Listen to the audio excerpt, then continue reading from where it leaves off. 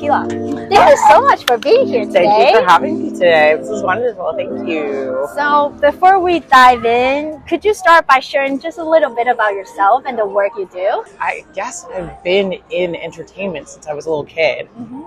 My dad used to shoot PSAs for PBS. When I was like 5, we'd do all the PSAs for things like that. So I think it was always my calling. And then, you know, you just grow into it and you say to yourself, how do I expand and how do I become that person? Yeah. But through working with really great mentors, practicing my craft, and, you know, finding the right people. You know what I mean? I think finding a team, finding your soul family, it was the process of that. And through doing that, I now work also as an agent in Beverly Hills. So I get to mentor other actors as well. So cool. And help them out with what they're doing or what they're going through. And I like to be the person to champion others and say, hey, you can get through this. You can do anything.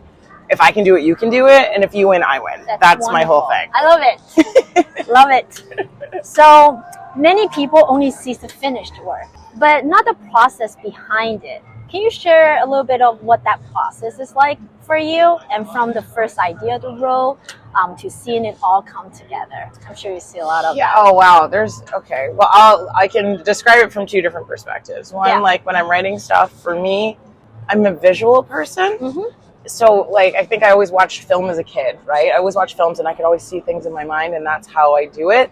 If I start writing, it's because I see the whole story from beginning to end. Yes. And then, as my mentor used to put it, because he was a writer, may he rest in peace, very nice guy. Yeah. He was like, I got to hear them talking. So it's like I hear the characters talking and interacting with each other. So all I have to do is write down what they say. Wow. I don't have to interfere. I just let the picture. Yeah, it's already in. That's your intuition. Yeah. It's always been my process too. And also, if I can't hear them talking, if I can't hear what's going on, then I don't write anything, because if I interfere with that, then it's not true to whoever the character is. Acting's kind of the opposite. It's really letting go.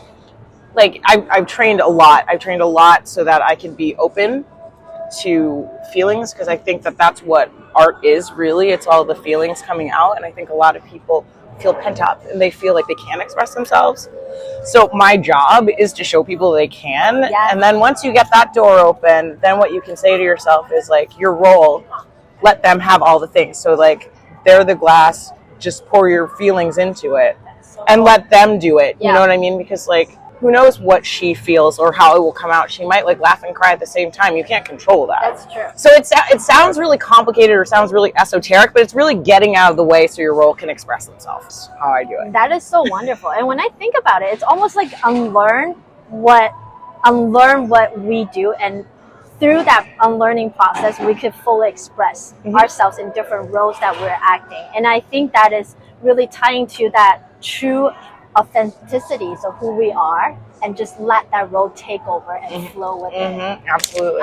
Absolutely. And it requires a lot of freedom, and you got to give yourself that. And to me, that's across the board, all art forms, just life in general, freedom is the most important. And what do you love most about being on set? Is there a part of the experiences that always excites or inspire you? I mean, the whole process is really fun. What I can liken it to, and I think you'll appreciate this, it's like, you know, when you go to see the symphony, and in the beginning, everyone's sitting there, everyone's bustling around, everyone's trying to get their seat. All the musicians are tuning up, and you hear the cacophony of all the things going on. And then maestro comes. They hold their baton up, and then it's off to the races. Like that's what it feels like to me all the time. So it's like all the preparation, all the buzz, all the excitement, all the group participation and creativity is like all it's like electric to me. And then once we start, it's like the symphony just takes off. It's like, it's amazing, you know? Amazing. And then once it's over, you're like, whoa, we just went on a huge journey and we took everybody with us. And that's kind of like, that's the end result, is taking everyone with you, right? Like, you're just like, we did this whole thing, but it's really about doing it together. It's like everyone bringing a different energy, bringing a different inspiration, and all come together. And how beautiful. Yeah. That's so cool. Your energy and lives is just It's so cool. Like you, not just you, but like you're so present. Like you're showing up. I know that's you. Like your aura. Thank you. I'm enjoying every little minute right now. You're creating an opportunity for us to be in this moment, to have this moment together, and that's like you created it too. So like we co-create. Thank you. Yep. That cool stuff that's happening. And what we really want to do is that we see what we want to do a small way that hopefully inspire people, right? And just really connect. Yeah. Every role or project brings something new. And what kind of stories and characters tend to inspire you? I think as an artist, and anything can be your art, right? If you teach kids, that's art. If you are a scientist, that is art. If you're an astronaut, that's art. Like whatever your art is. So, it's like kind of the catch-all for whatever you're passionate about. For me, I think as an artist, I feel capable that I can do anything. Right? Like that's an interesting capability because it's limitless. I really like fantasy. I think that that's interesting because you can be anyone and be a part of it. And I think that that's the beauty of storytelling, right? Like you can be anyone. It doesn't have to be a specific person. Like we can be aliens from outer space and people can relate. It doesn't have to be literal for people to get it. Like E.T. Yes. That actual story was really about Elliot's parents getting a divorce. But because they made it about him discovering an alien and going on his own personal emotional journey with that, you are more attached to him as a person and going through what he was going through. That's why they shot it at kid level. Yes. Because if you really pay attention to that film, everything's about kid height. So you're seeing what they're seeing. Right, seen from their perspective. Yeah, exactly. Right? So to me, it's like sci-fi to me usually does a lot of things that like literal stories don't do, because it gives you an opportunity to open your imagination to something else. But it's a chance to escape, right? Like that's what theater is about. That's what film is about. It's about getting outside yourself and also being with a lot of people experiencing the same thing at the same time. That's the magical part. So, if it's a horror film, we all jump up, we're like, ah! We're all having an experience, a group experience. So it's really magical. And when I think about it, it's like, get outside of your comfort zone. Think outside the box, right? But I think that the really important point that you touch upon is that deep humanity, emotion, journeys, reflections, all of that, or even spiritualities, those are the essence of what stories are all intertwined together. Whether it's being showed as a human in as a real life or through fiction. But I think what we wanted to express is what's underneath the surface and what we're trying to express, right?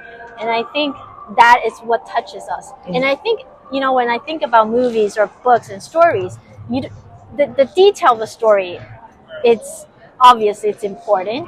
But a lot of times when we finish watching something, it's the walk away, the feelings that it gives you. That's what stays with you. Yes. Right? That's how we feel emotionally connected to. Exactly. And you can also share that. You're not intentionally, but you are.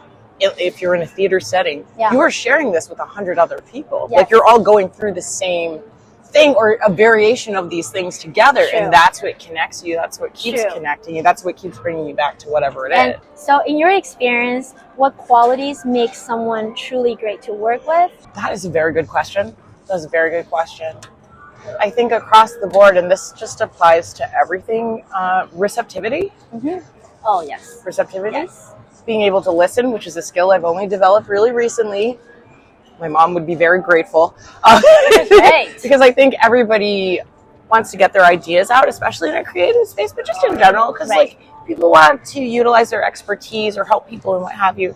But I've discovered, like, even though it hasn't been my strong suit my whole life, that listening has become part of the tapestry of the things and receiving things and hearing people all the way and clarifying. You know what I mean? I think that's important. I also think that sometimes letting concepts wash over you, like you don't have to jump on everything right away. I'm a person who also likes to get things done and be on time and do all these things. But I think in a creative process, in a collective process, you can kind of sit back for a second and embrace whatever that is and let it come to you. And I think that that's helpful for everyone. And then just passion. I say it a million times a day. Passion is the thing that gets us into a space that is so valuable and so exciting and so happy. So if it's not a heck yeah, I'm feeling your passion. Yeah.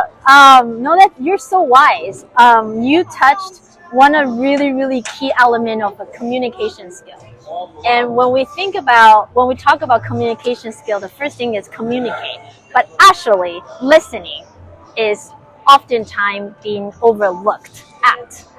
Attentive listening, give other people a chance. And I think what you mentioned, it's absolutely important and true, is that when you give the time and space to listen to others, to contribute their ideas, and it gives you a good time to pause and think about what they have to say and really collaborate their ideas on top of what you have. And the fact that you're actually very aware and conscious of that and learning to grow even better in that area is showing that you're becoming, or you're already a very effective communicator. You got to work on it. I think it's important to work on stuff. Like as a reformed perfectionist, because I realized that doesn't really, like, any extreme isn't really where I want to live. But I think realizing that imperfection is really where it is, and that's where the beauty, the principle of wabi sabi. It's like it's beautifully imperfect. Yes, I love that, and embracing that I want to be better every day. And sometimes it's not even the doing, right? It's the receiving, it's the listening, it's the opposite of doing, and you're still active. Yes.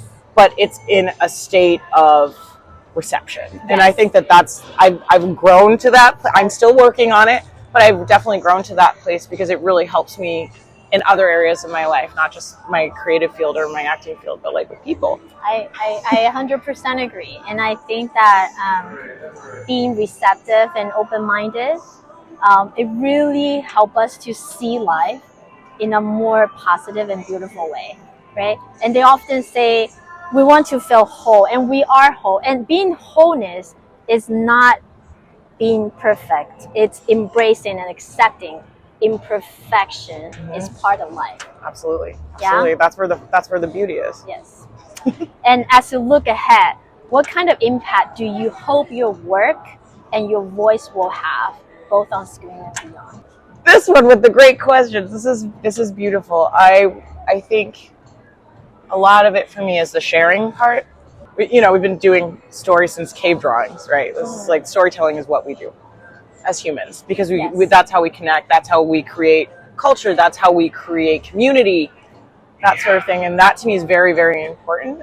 I hope that I get to inspire a lot of people that weren't inspired before. I also want to open doors for women of color, queer people in general, because everyone's even though we all have a similar story, it's interesting to have a different perspective. It's interesting to jump in someone else's shoes and see how they feel. And by sharing those things, open people up to being an even better community. And not just, one-to-one, which is really important, because one-to-one creates all these other beautiful things, but worldwide. I want to inspire people all over the world to reach out and talk to their neighbor, or hug someone they haven't talked to in a long time, that sort of thing. So it's about connection. Yes. And I want to be able to use what I do as a platform to spread it everywhere. Mm-hmm. And positive vibes, they are infectious, right? So it's contagious. Yeah. When you see someone smile, it's a human nature. You smile back. Yes. Right. And I think this is exactly what I'm doing, and thank you for being part of it, is that really hoping that we could spread those beautiful voices and journeys and stories out to everywhere in the world, and become a small contributor, as a big end goal for me is continue to connect and inspire each other and really find our own way of self-discovery. Yeah, I love that. I love that. Oh, I love it. Thank you, Pilar. Thank you so much for sharing your experiences and insights with us today. And it's always so inspiring to hear from someone who approaches their craft with both creativity and purpose. And I know our listener will take away so much from you and what you've shared today. Bye. Bye.